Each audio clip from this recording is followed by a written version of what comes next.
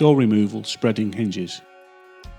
Expose the hinges by crushing the wing or fender.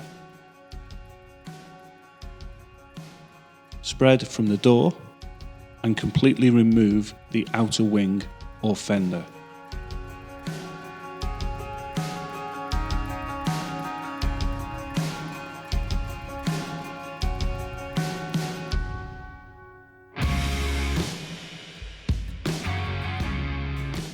Starting above the top hinge, spread the door down and away from the patient.